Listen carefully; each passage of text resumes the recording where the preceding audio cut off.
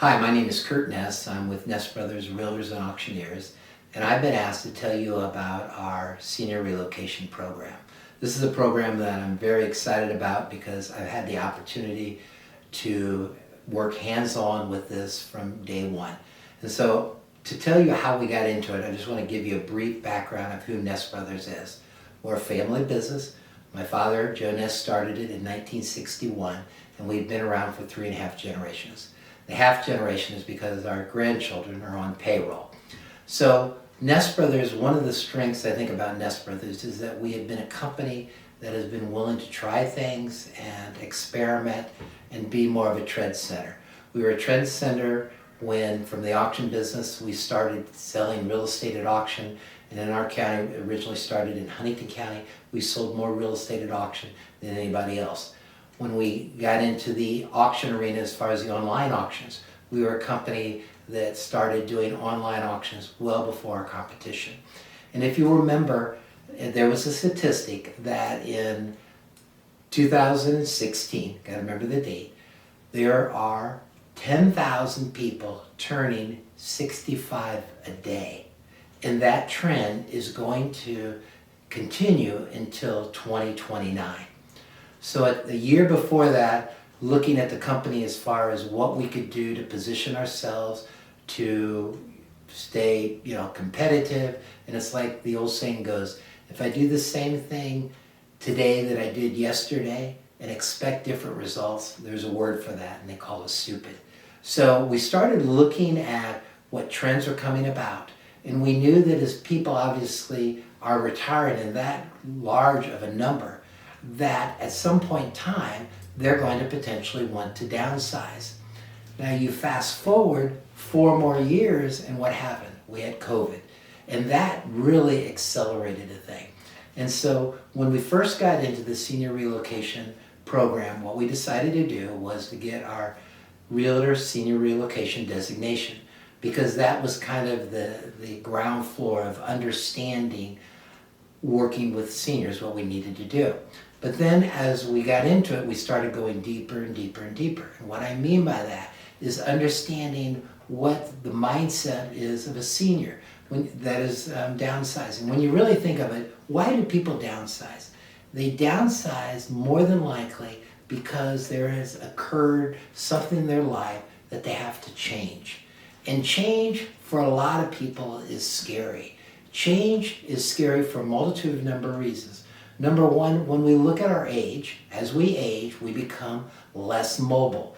Number two, look at the situation right now. As we age, technology just seems like it's going faster and faster. And I don't know about you, but keeping abreast with technology can be mind-boggling. I'm glad I've got my grandchildren because you don't know how many times I've called on them to kind of help me with technology. Customer service today. You don't get live people, you get some type of pre-recorded recording that tells you to hit this prompt or that. And so when we really looked at the senior relocation business, we started thinking, bigger than just people moving from a large property to a smaller property, whether it's going into an apartment, whether it's moving across town or even across the United States. And so we saw that there was a need, and I can give you story after story. I can think of Dee, who was a missionary, and her husband had passed away. The family lived in Arizona, and she was 80, and they didn't have any family here. And we came in with our Samaritan program, and we worked with her to go through the steps, the process of downsizing. And downsizing, one of the things is, what am I going to do with my stuff? And there is a set system that you can do that makes life so much easier and stress-free. And so we worked with Dee, going through her stuff, determining what she wanted to take, what she wanted to give away, what she was going to sell, and what really had no value. After we did that, we basically took care of the selling of the items that she wanted. We arranged then for a company to help her move out to Arizona. We got her packed up, got her sent out there, sold her house, and sent her a check.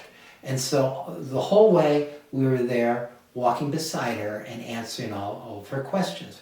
What we've seen too now with the current generation is what they call the squeeze generation. I'm going to give you a good example of that. We had Carl, 94 years old, lived in a home that he built originally when he was 30. So you do the math, he lived in that house almost 60 years. His wife had passed away. He was an engineer. He was a very detailed person, very smart. But Carl's problem was he was going blind. The other challenge that he had was his children lived out of state. He had a daughter, 72. Can you imagine trying to help someone that's in another state, you're in your 70s, they're going blind, and they have a whole house full of stuff.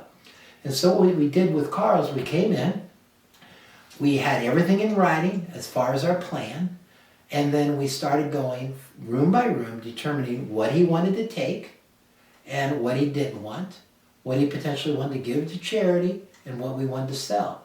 We also took him around and looked at different facilities. He ended up going into a independent living, but that did have the capability of offering assisted living. We got him moved over there, got everything set up the way he liked, and we learned, one of the things that I like about our company is I tell people, how do you learn? You learn either by doing it yourself, reading about it, or watching somebody else. And one of the things that we do every morning is we have a huddle. And we start out and say, what did you learn today? Now, not everybody has something to learn or to teach, but more than likely, one of us has something that we have learned, and we share it with the group. And so we're able to take the experience of many people and keep adding to that experience, which inevitably the client benefits. We're a Christian organization. One of the things that we do in our huddle is that we basically say, what affirmations, what are you thankful for? Because you really, as you look at as we go through life and we look at it, we can either approach life that is like a cup in the water. The cup is half full or half empty. We approach it that it's half full. We've all been blessed. Yes, we've all had challenges, and I'm not denying that. But if we look at the bright side of things and look at what the Lord has given us, we can conquer anything. And so as we started getting deeper and deeper into the senior relocation, more and more people stepped up and raised their hand and said, I need help. And that's where our Samaritan program came about, where we actually bring a staff person in that's been trained through our downsizing process and working with that person hand in hand to go through this. Typically, it's people that maybe don't have family around, and we're seeing that more and more because I'm going to give you an example. I'm a perfect example. I've got a son in LA and a daughter in New Jersey.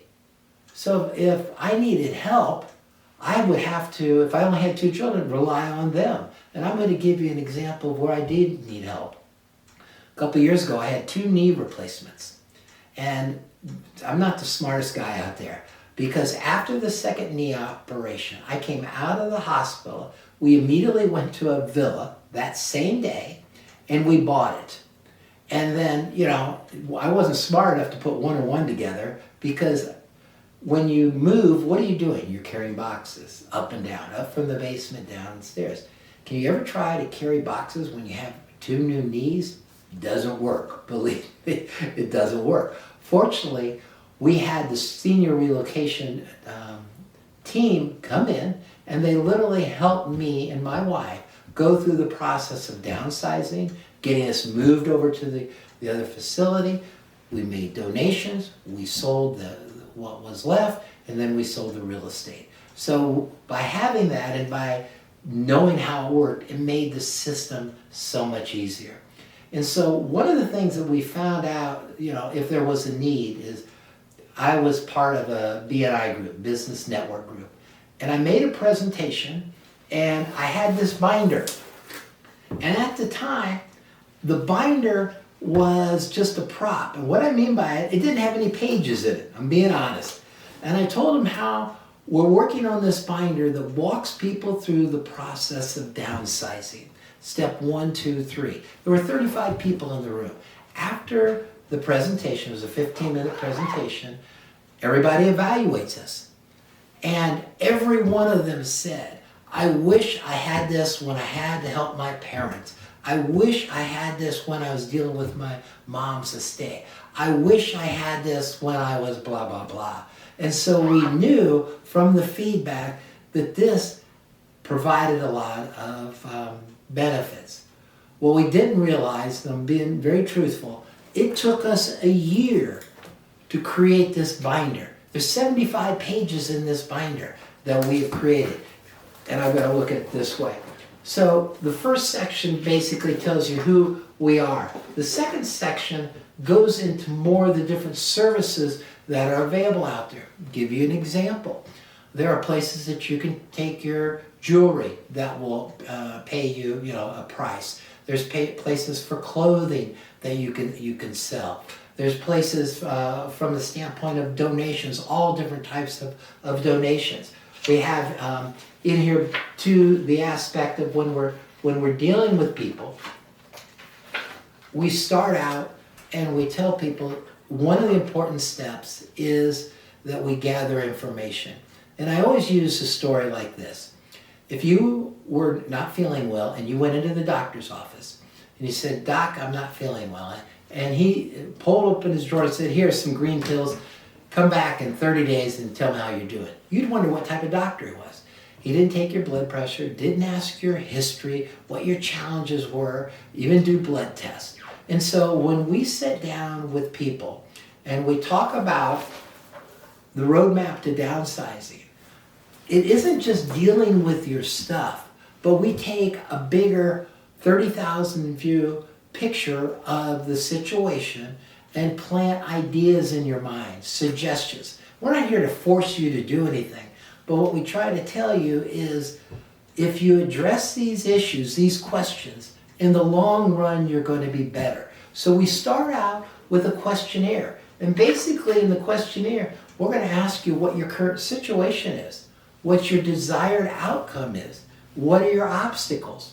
Obstacles, I always tell people or ask people how flexible you are.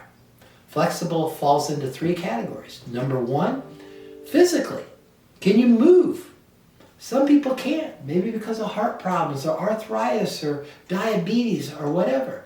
Number 2, how flexible from the standpoint of what's your flexibility as far as support group? Because to go through this alone is, I don't want to say it's impossible, but it's tough. It's real tough. And then the other scenario is how flexible are you time-wise? Are you wanting to accomplish this in 8 months, in 30 days? We've got people that we've set down with this program, and they are working on it on over a 2 to 3 year period, which is fine. Because the old story, it's a lot easier eating an elephant one bite at a time versus trying to cram it down your throat. And then the other question we ask is, what's the cost of doing nothing?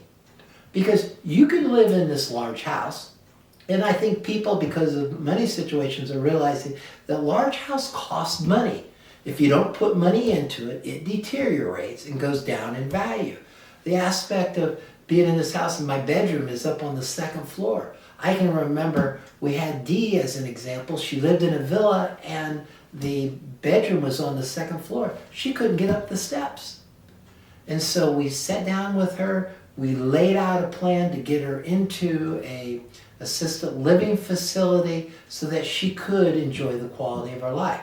So I'm telling you this because this is, the first step when we're talking to people about the downsizing, or right, the new word now is right-sizing. But we gather information. Then once we gather the information, we make a customized plan. And we always put this plan in writing. And the joke I tell people is this. If people who don't tell the truth have to make sure that they have a good memory. And I don't have a good memory. So I always put it in writing because I don't have to remember it. Number 2, what we've found by putting it in writing, a lot of times the parents will share it with their children. And so by having it in writing, they don't have to remember everything. And it's there in black and white. And we go through and answer each one of their questions and give them options. Again, it's not our job to force them to do anything, but what we can do is, because we've been doing senior relocation, to be honest with you, going in close to 10 years. and we learned off of each situation. We've worked with guardians, we've worked with PR, executors as an example, people that are moving out of state, people that, individuals that their children are not around and they need that help. And gathering this information and passing it on to the people. So once we have the plan, then what we've created is different, if you want to say, worksheets that need to be filled out so that it becomes a reference so that you go through the plan.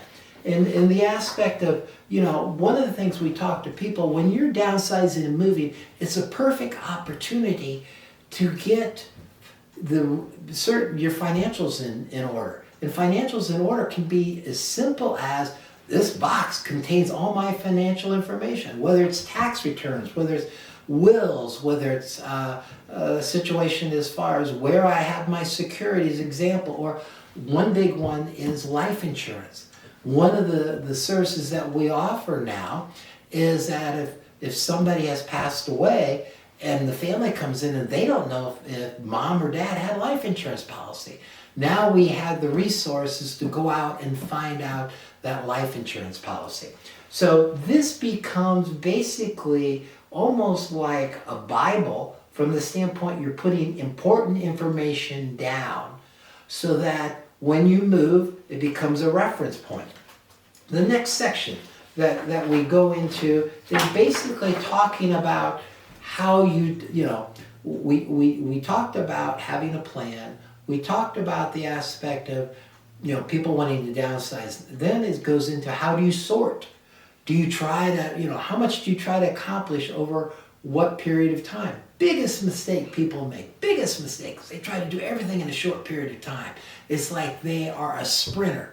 And I'll tell you what, here's what we see. Number one, they run out of energy. Number two, there's a word for it. I've got it written out. It's called decision fatigue. And what that means is they're constantly making all these decisions and they emotionally cannot handle it. They fall apart. And understandably, because there are a lot of decisions that have to be made. Where we come in is the standpoint, I tell people, why do people have coaches? Why do athletes have coaches? Because the coach basically has been down that road before. They know what you need to do and what you don't need to do, where you need to spend your energy, where you don't need to spend your energy. And so with our years of experience and working with a lot of people, we've learned what works and what doesn't work. We've had the opportunity to work with hoarders. I've been in homes that basically I was walking on top of the stuff because there was no path, and my hands on the ceiling to balance myself. And we know that when working with hoarders, it is a mental situation. And you cannot just go in and start throwing stuff away. It will not work. And so we are a company that constantly looks to be educated, looks to learn, what does work, how to make changes. And I'll give you an example. We dealt with a hoarder and we made the mistake of having a 20-yard dumpster with 4 foot high walls. What do you think happened? After we went through and threw stuff away, even though in our stipulations, the individual that we're going through cannot be there when we're going through the stuff. And we're going through sorting. They were in the evening going through the dumpster, saying, this is good, this is good. And what we did is we took it to the charities. And we knew what the answer was, but sometimes you have to have a third party tell the customer or the client what the issue is or the problem is, even though we've been down the road. And because it had mice feces in it and the condition of it, charity would not take it. And so they said, okay, we'll throw it away. Now, if we have a 20-yard dumpster, it's got 8 foot high sides to it. So that's just an example. It might be a silly example, but how we have navigated, and each time we try to have almost a debriefing. If it was a unique situation, how would we have done it better? What could we have done? How could we have educated the client?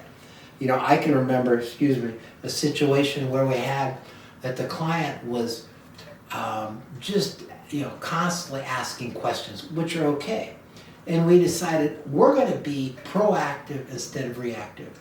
And what we did is every day we called that client and gave them a brief update. Every day. And we turned that client from a disgruntled client to actually a raving fan where they referred people to us. And so now when we're going down this process with people, we ask them, how many times a week do you want us to call? Do you prefer text? Do you prefer email? And if we're doing calls, we do time blocks because we try to, we want to be consistent in the services that we offer. So the binder also goes through ways of getting rid of your stuff. I don't know you, but I've asked a lot of people, how many have done a rummage sale? A lot of people hold up their hand, and you know what they tell me? They would never do it again. And here's the reason why. They spend a lot of time, they go down and put prices on everything, and then what happens? Every item they've got a price on, a buyer comes and says, will you take less? Will you take 25 cents for this, or a dime? And they get beat up. And there are a lot easier ways to get better money for your item than rummage sales or garage sales. You've got eBay, you've got Facebook Marketplace, but you got to be careful because Facebook Marketplace, you open yourselves up to strangers coming in, and there have been some bad things that have happened. So we talk about how do you get rid of your stuff. And again, how much do you want to do and how much do you want somebody else to do? We go into here too, we have a section, and this is a section that's growing also, dealing with the aspect of, if it's an estate, things that you need to know that can save you time and headache.